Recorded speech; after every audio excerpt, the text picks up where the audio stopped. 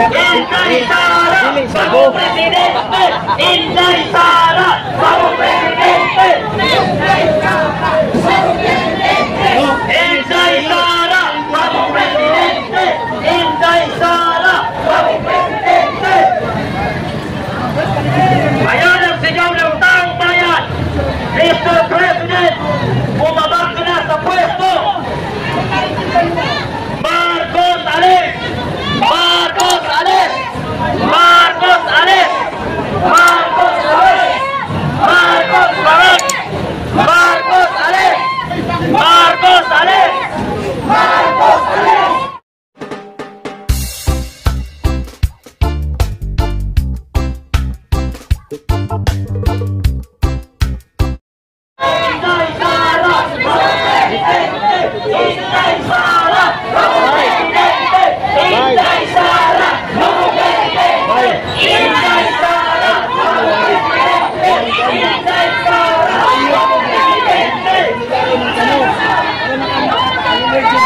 Inday Sara, bago presidente!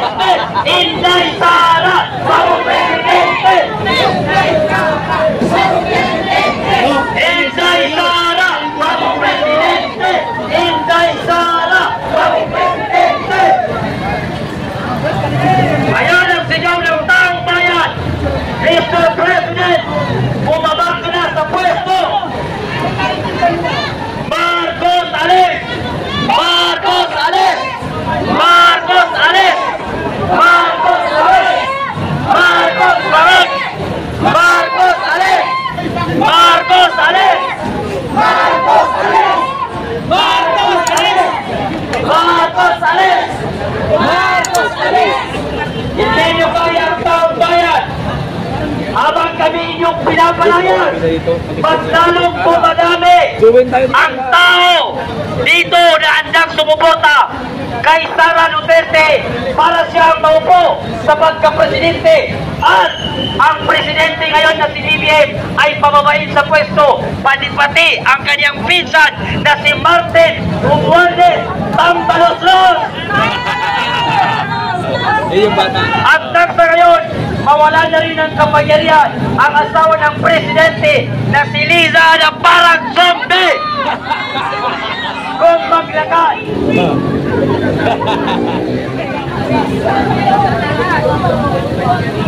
Parang penguin, parang balaka, parang zombie. Akala mo, napakaganda mo pag naglakad ka at nakagaon. Parang ang penguin, nakakasuka. Nagapalit ni Meg. Bagong presidente, bagong balyo. Walang prinsipyo, walang isang salita. Si BBM, damat na presidente ng Pilipinas. Mga kababayan naming Pilipino, inaanyayahan namin kayo na makisali sa aming rally nang sa ngayon mapaalis na sa ating gobyerno ang mga demonyo at mga buwayang politiko na nakaupo ngayon sa gobyerno natin, at hindi nila kayang gampanan ang kanilang trabaho sa gobyerno sapagkat sila'y puro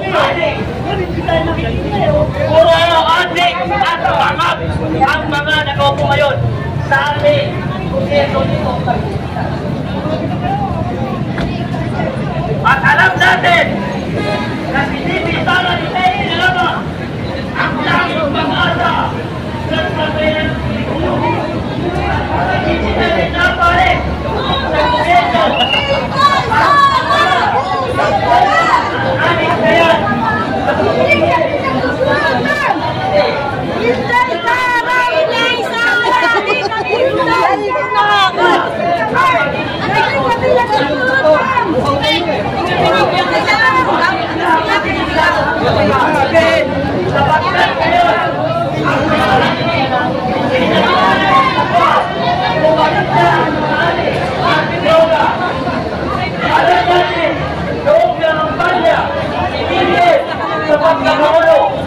Promise niya sa akin, 25 na lang ang isang kilong bigas.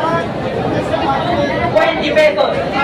Pero nung nawala ang 20 pesos at naging 60 pesos ang isang kilo. At ang bumaba ay shabu. Ang pangako niya, bigas ang pababain. Nagmahal ang bigas, bumaba ang shabu sa ating bansa, mga kapatid. Kaya, hindi tayo susuko, hindi tayo uuwi hanggat hindi bababa sa pwesto ang presidenteng Bangag na yan.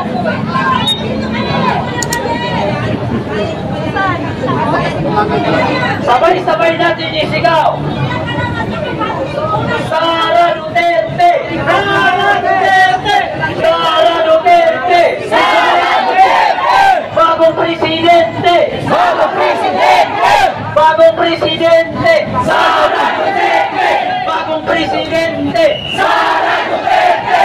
Bagong presidente! Sara Duterte! Bagong presidente! Sara Duterte! Bagong presidente! Sara Duterte! Marcos, umalis ka na dyan! Marcos, umalis ka na dyan! Marcos, umalis ka na dyan! Marcos, umalis ka na dyan! Marcos, umalis ka na dyan! Marcos, umalis ka na dyan! Marcos, umalis ka na dyan! Umalis ka na dyan! Sana, alam namin na sa hospital ka ngayon. Sana, hindi ka na makalabas. Lumabas ka na sanang nakamurol. May nakahanda na kaming kandila para sa'yo. Tama! May nakahanda na rin kaming rosas para sa'yo. Tama! Pinaghahandaan na lang namin ngayon ang pag-ilibigan sa'yo. Pero hindi sa lupa, sa tubig. Sa West Philippine Sea! Inday Sara Duterte! Inday Sara Duterte! Inday Sara Duterte! Inday Sara Duterte! Kakatayin na lang natin yung ang bayan ko, aming ikaw, Pilipinas ko mahal, ang puso ko at buhay man, sa iyo'y ibibigay, tungkulin ko'y gagawin, na lagi kang paglimpuran, ang laya ko'y gagantayan, Pilipinas ko. Ang bayan ko. Sabay-sabay tayo mga kababayan.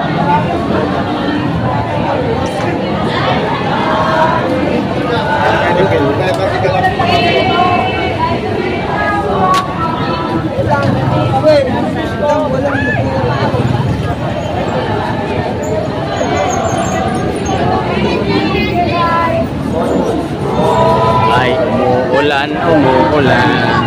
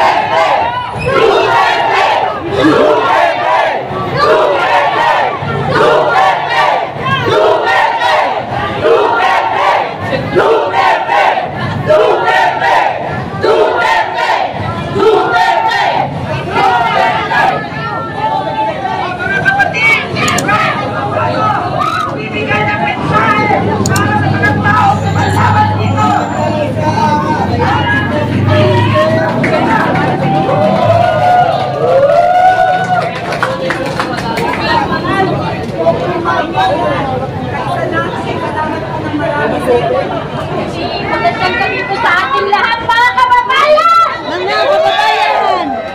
Assalamualaikum warahmatullahi ta'ala wabarakatuh. Nandito po ako ngayon, sumasama sa iyong Pilipino. Noong eleksyon, nagsama-sama po tayong iboto si BBM. Pero anong isinukli niya sa atin ngayon? Ang gipitin ng ating Vice Presidente na nagmamahal sa taong bayan at sa ating bansa. Kaya wag po tayong matakot, mga kababayan ko. Manindigan po tayo at lumaban para sa karapatan ng bawat isa sa atin. Lagi po natin tandaan na kung hindi dahil sa atin, hindi po sila mailuklok sa kanilang mga pwesto.